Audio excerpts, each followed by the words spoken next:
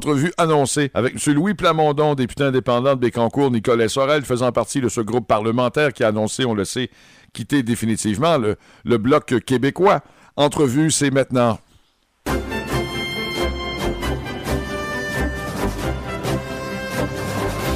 Louis Plamondon, bonjour. Oui, bonjour. Comment allez-vous, dites-moi? Ça va bien? Excellent, oui. J'espère que vous allez bien. Merci de vous arrêter chez nous, M. Plamondon. Plaisir. Écoutez, je sais que la question vous a été posée, je vous ai entendu vous exprimer, mais il faut quand même dire qu'en 91, vous étiez membre fondateur du Bloc québécois. M. Plamondon, il y avait sûrement un peu d'émotion. On va en parler tantôt, il y a de l'enthousiasme, mais il y avait de l'émotion. Oui. C'est sûrement pas le scénario que Louis Plamondon voyait, là. Non, c'est certain que c'est un moment difficile là, pour le Bloc. Oui. C'est pas agréable et c'est de la chicane, ça n'a jamais sa place dans un même parti. Et c'est justement pour cela là, qu'on veut que ça arrête. Là. Ces conseils généraux complètement remplis de haine, de chicane et de jugement un contre l'autre. On tourne la page et on refonde un parti sur les bases et les mêmes principes qu'on avait fait en 91, mais autrement dit, sur des bases solides. Là.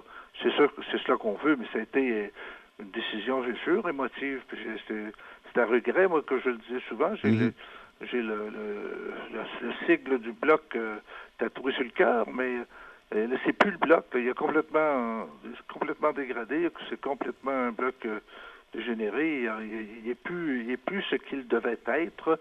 Mme Ouellette l'a transformé complètement. Et c'est pour cela que je me dis, je prends ça du côté positif. Là, je me dis, écoutez, là, j'ai déjà joué dans ce film-là en 91, puis tout à coup, on m'offre de même à mon âge de tourner encore dans un nouveau film. Alors, c'est très, très, très gratifiant, puis ça me rajeunit. Alors, on va foncer, retrousser nos manches, puis on va commencer comme on avait fait là-bas. Je connais la méthode, là, mais pour travailler cela. Je vais parler de l'avenir, mais juste avant, revenons un peu au moment où il y a eu plusieurs appels de Martine Ouellette, qui a tendu la main, et même à Drummondville, au dernier rassemblement, elle a tendu la main. Dites-moi, à chaque fois, il y avait une réponse rapide de vous, de tout autre membre du groupe parlementaire. C'était une réponse rapide. Il y a même j'entendais Mme Posé à un moment donné qui a dit, tant qu'elle sera là, on ne revient pas. Elle est là, donc on ne revient pas. Est-ce qu'à chaque fois, il y avait une petite réflexion ou dites-moi, M. Plamondon, c'était clair pour vous autres? C'était clair. La réflexion avait été faite le 28 février, oui, quand on a décidé. Il n'y en a pas eu d'autres. Le caucus, on a dit, il y a une seule condition qui pourrait faire en sorte qu'on revienne, c'est que Mme Ouellette démissionne. On s'attendait, quand tu perds 70% de ton caucus, normalement, tu quittes, tout chef aurait quitté à ce moment-là. Mais elle s'est entêtée. Et lorsque vous dites qu'elle a fait des appels pour le retour, regardez le discours qu'elle a fait à Drummondville, c'est qu'elle nous a plantés pendant 4-5 minutes au début, puis elle a fait, elle dit, la porte est ouverte, vous pouvez revenir. Elle a fait la même chose envers Duceppe. Elle a fait la même chose envers les médias. Avez-vous déjà vu un chef qui poursuit les médias? J'ai jamais vu ça de ma vie. Elle a poursuivi Radio-Canada, elle a poursuivi TVA, 3 animateurs de la Joute. Et en plus, là, elle les a plantés sur scène, comme à l'autre conseil général, 2 mois avant, a planté les médias sur scène. C'est pas comme ça que tu fais de la politique. Donc, on s'en allait vers un abîme. On était rendu à 15%. On ne peut pas gagner aucun.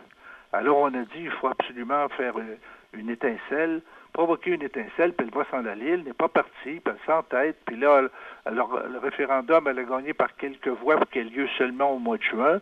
Puis le référendum, elle l'a accepté parce que près de 35 comtés lui ont dit, nous, on quitte s'il n'y a pas un référendum. Puis là, elle a accepté le référendum. Puis là, elle dit que c'est elle qui veut diriger le référendum, à partir de la permanence. À partir de cela, la vice-présidente a démissionné, le directeur général a démissionné, le directeur des finances va quitter le 1er juin. Donc, le Bloc, là, M. Bernard Landry, qui l'appuyait, lui a demandé de quitter pour le bien du parti. Elle a refusé. Il l'avait appuyé. Puis alors, il n'y a plus rien à faire. Elle a toujours raison. Elle n'est pas rassembleuse. Un chef, c'est sa première qualité. Et si jamais elle gagne le référendum avec 53%, de la moitié des membres qui veulent plus de toi, puis l'autre moitié qui en veulent, ça n'a pas de bon sens.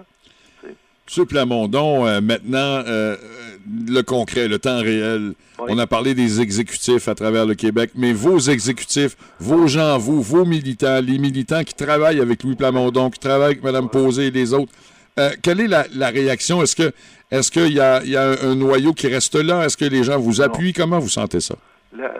On a un appui très, très, très, très fort de nos membres et de notre exécutif, et on était maintenant même poussé par ces gens-là à agir dans ce sens-là. Alors ça, il n'y a pas d'inquiétude pour cela dans nos comtés. Puis dans les autres comtés, ben on leur dit, faites votre travail jusqu'au 1er juin. Il n'y a pas de...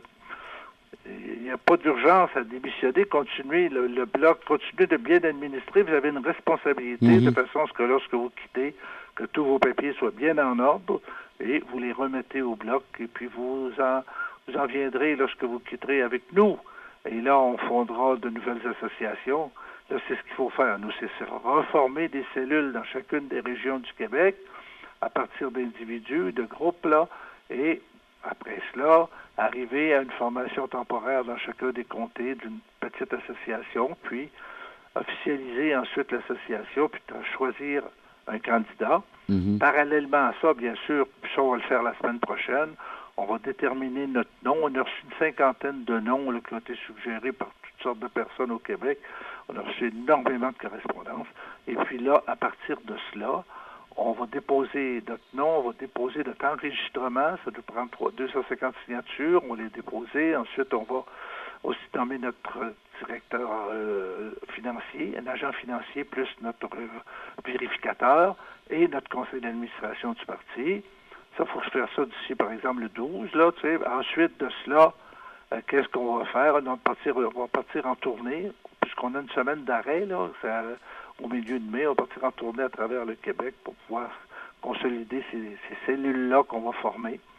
Et puis, pour arriver peut-être à l'automne, après l'élection provinciale, à un grand ralliement pour élire le chef et fonder le parti. Et la recherche des candidats va se faire, puis en même temps, il va falloir trouver du financement. Et ça va être peut-être une tâche. Ça, c'est une tâche difficile. Mais on n'aime jamais ça. C'est difficile, ça. Oui, c'est sûr. Ouais.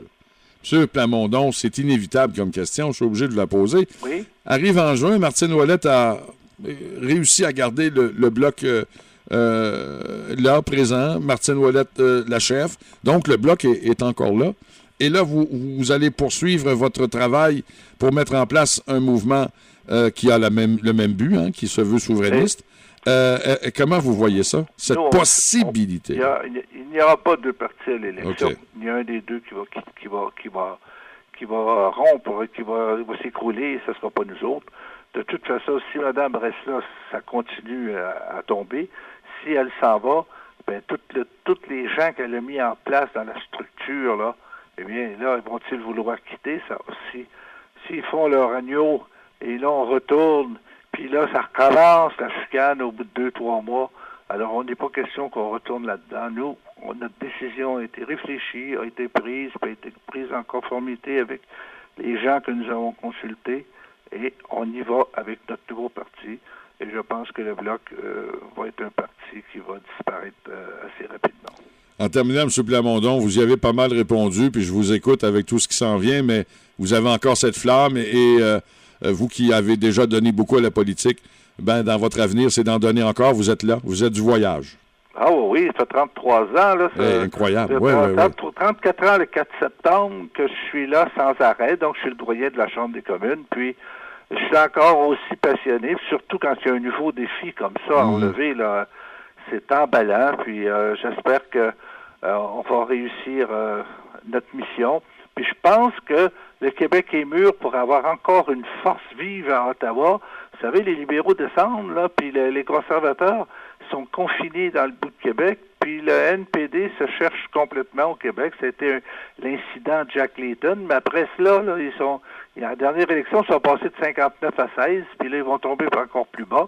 Donc, il y a une place pour nous, là, puis les gens s'ennuient du Bloc là, très fort qui se tenait debout dans les dossiers du Québec.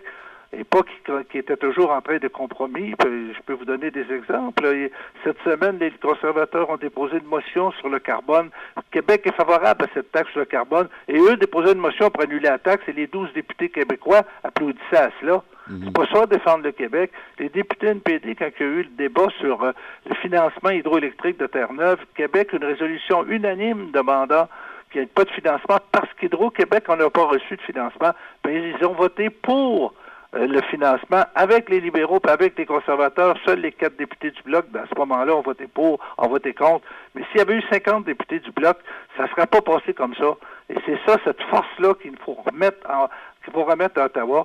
Puis on a fait de grands gains, le Bloc, puis on va en faire encore si on réussit à replacer le Québec en force comme ça à Ottawa.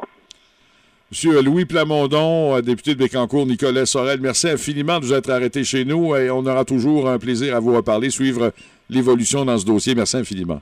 Le plaisir, ça pour moi, et des salutations à toute la communauté. Merci, salut.